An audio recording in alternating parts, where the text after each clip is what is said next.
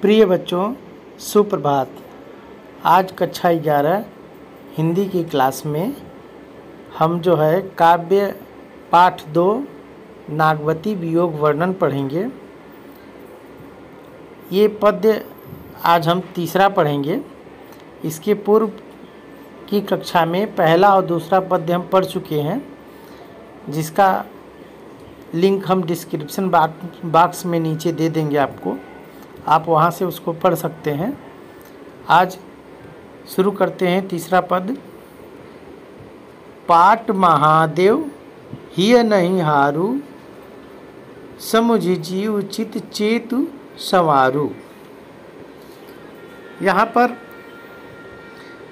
नागवती, जैसा कि पूर्व में बताया गया है कि वियोग वर्णन बताया जा रहा है। नागवती के वियोग का वर्णन किया जा रहा है। यहाँ नागवती की सखी है, उसको समझा रही है। नागमती को समझा रही है कि तुम इस प्रकार का वियोग मत करो और तुम्हारा पति अवश्य आएगा। उसको धीरज दे रही है, इस पूरे पद्य में समझा रही है। तो सखी कहती है कि पाट महादेव, पाट पटरानी। ये जो पाट शब्द है, पाट शब्द पटरानी को कहा गया है, और ये महारानी। पटरानी वो रानी होती है जो मुख्य होती है रानी। पहले के राजा कई रानियां रखते थे, जो मुख्य रानी होती थी उसको पटरानी कहा जाता था। तो नागमती को मुख्य रानी कह रही है उसकी सखी कि हे पटरानी, हिय न हारू। हिय मने होता है हृदय, न हारू, तुम हृदय को मत हारो, मतलब हार मत मानो। समझि जीव, समझि जीव का मतलब कि अपने जी को समझाओ, अपने मन को तुम समझाओ। चित चेतु संभारू, और चित मने मन को, चेत मने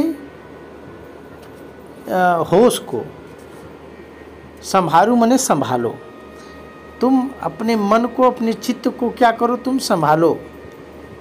और ही ना हारो, ही मतलब हृदय से मत हारो, हिम्मत मत हारो। ये निराश मत हो कि तुम्हारे पति नहीं आएंगे। तुम उन पे विश्वास रखो और वे अवश्य आएंगे। फिर आगे क्या कहती है? भौर कमल संग होय मेरावा, सांवरी नेह मालती पह आवा। क्या मतलब कि जैसे भौरा कमल के संग मेल कर लेता है, मिल जाता है। कमल मने कमल, भौर मने भौरा, के संग मेराव मने मिल कर देता है, मिल जाता है। भौरा कमल के साथ जाकर मिल जाता है। सांवरी नेह मालती पह पावा, मालती फूल होता है। कमल से नेह करने पे मतलब कमल के साथ मिलने के बाद भी जब उसको मालती की याद आती है, मालती पुष्प की, फूल की, जब उसको नेह मतलब प्रेम की, संवरी मने याद आती है, जब उसके मालती पुष्प के प्रेम की याद आती है, पह आवा, पह मने पुनः, पह मने पुनः आ जाता है, पास आ जाता है उसके। आगे पपीह स्वाति सौ जस प्रीति। हे रानी, तुम अपने प्रीति को, प्रीति माने प्रेम, अपने प्रेम को पपीहा और स्वाति के जैसा समझो। पपीहा और स्वाति क्या होता है? पपीहा एक पक्षी होता है जो स्वाति नक्षत्र में बारिश का पानी पीता है, स्वाति नक्षत्र में बारिश के पानी का इंतजार करता है और उसी पानी को वो पीता है। तो पपीहे को जैसे स्वाति नक्षत्र के पानी से प्रेम होता है, वैसा ही तुम प्रेम जो है अपने पति से करो, क्योंकि स्वाति नक्षत्र एक बार जरूर बरसती है और फिर पपीहा उसका पानी पीता है। तुम पपीहे और स्वाति के जैसा, सो मने जैसा, अरे जस मने जैसा, प्रीति मने प्रेम करो तुम, और सो मने होता है की, पपीहे और स्वाति की जैसे प्रीति करो, प्रेम करो। टेक प्यास, टेक मने क्या होता है, रोके रखो, टेक मने रोकना, प्यास मने प्यास, अपनी प्यास को रोके रखता है। पपीहा जो है अपनी प्यास को रोके रखता है। बांध मन थीरी, थीरी मने स्थिरता, मन को बांध कर स्थिर रखता है। थीरी मने स्थिर, स्थिरता मतलब मन को बांध कर स्थिर रखता है। तो जिस प्रकार पपीहा अपने प्यास को रोक के मन को बांध के स्थिर रखता है, हे रानी तुम भी अपने मन को स्थिर रखो, तुम्हारे पति अवश्य आएंगे। अगली पंक्ति है, धरती है जैसे जैसे गगन सो नेहा, पलट आव वर्षा ऋतु मेहा। धरती मने पृथ्वी, जैसे और गगन मने आकाश, सो नेहा, सो मने अभी ऊपर हमने बताया कि धरती और गगन की ने मतलब प्रेम, जैसा ने है प्रेम है, उस प्रकार का तुम प्रेम रखो। जैसे धरती और गगन प्रेम करते हैं उस प्रकार का प्रेम तुम रखो, क्योंकि पलट के आता है वर्षा ऋतु मेहा। वर्षा ऋतु का में माने बादल, वर्षा ऋतु का बादल पलट के फिर बारिश करता है और धरती और गगन का मिलन होता है।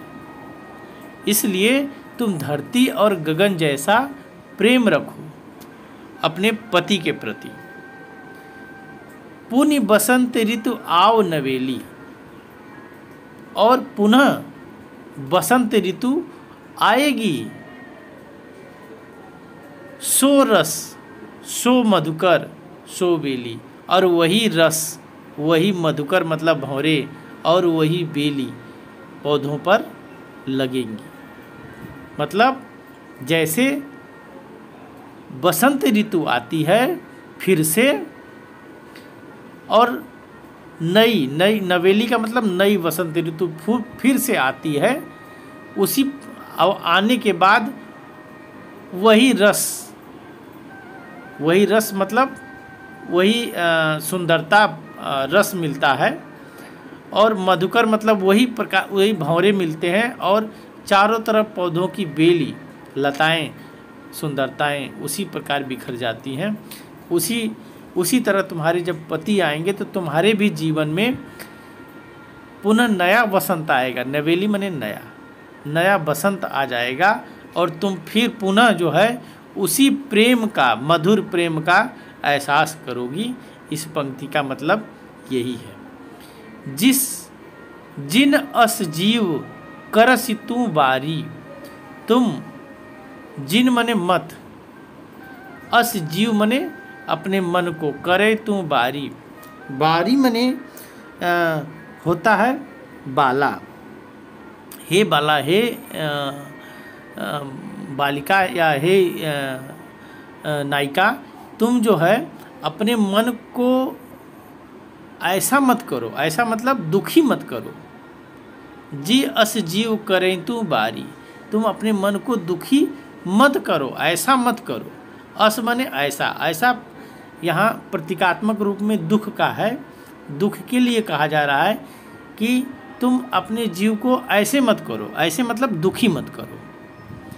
कहने का मतलब ये है, यह तरिवर पुनि उठई समारी, और तुम जो है, यह तरवर माने होता है शरीर, तरवर माने शरीर,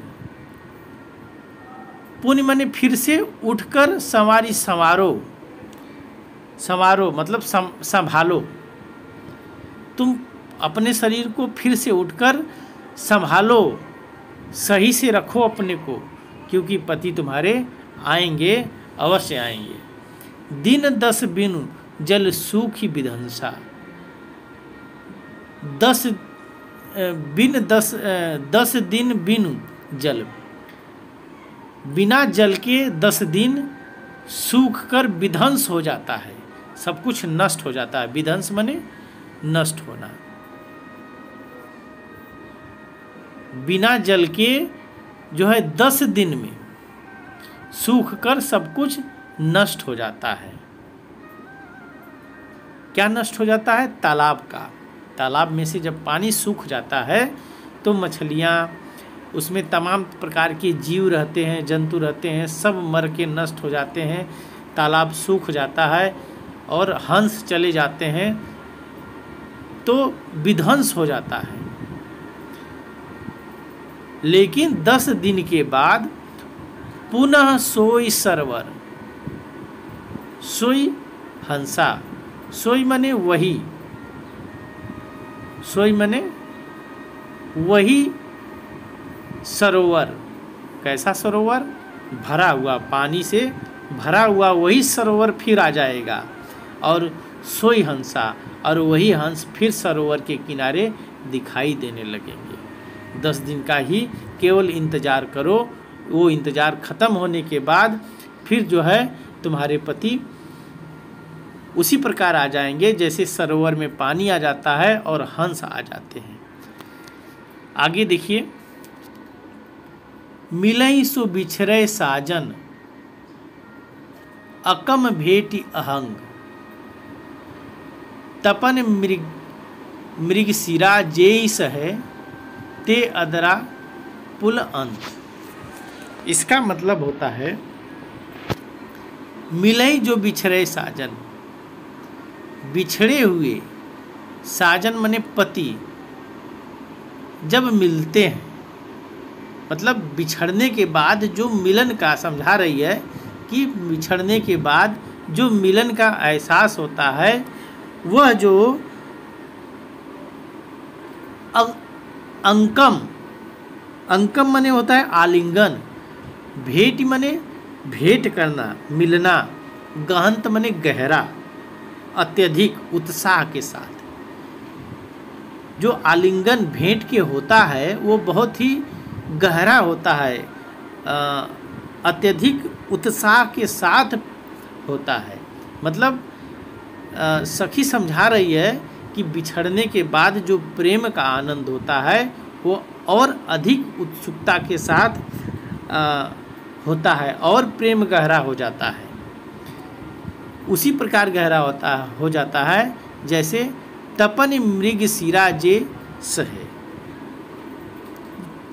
मृग सिरा जो जेठ की गर्मी की, तपन माने अग्नि, गर्मी, जो जेठ की गर्मी की मृग सिरा को सहता है। मृग सिरा मतलब तेज गर्मी जो होती है, मृग मरीचिका जिसको कहते हैं, जब जेठ में अत्यधिक गर्मी पड़ती है उसी को कहा जाता है। तो मृग सिरा की जो तपन सहता है व्यक्ति, ते अदरा पुलवंत, पुलवंत माने पल्लवित होता है। वे ही अदरा नक्षत्र में, बारिश की अदरा नक्षत्र में पुलवंत माने पल्लवित होते हैं, पल्लवित होते हैं, पुष्पित और पल्लवित होते हैं। मतलब जो पेड़ पौधे मृग सिरा की तपन को सहते हैं वे ही अदरा नक्षत्र में पुष्पित और पल्लवित होते हैं, फलते और फूलते हैं। उसी प्रकार तुम भी जो है इस बिछुड़न के बाद जो तुम्हारा मिलन होगा वह अत्यंत उत्साहजनक होगा। अत्यधिक प्रेम, पहले की अपेक्षा प्रेम और अधिक बढ़ जाएगा। यह सखी जो है नागमती को समझा रही है। और आशा करते हैं यह तीसरा पद्य आपको समझ में आया होगा। आज के लिए बस इतना ही। धन्यवाद।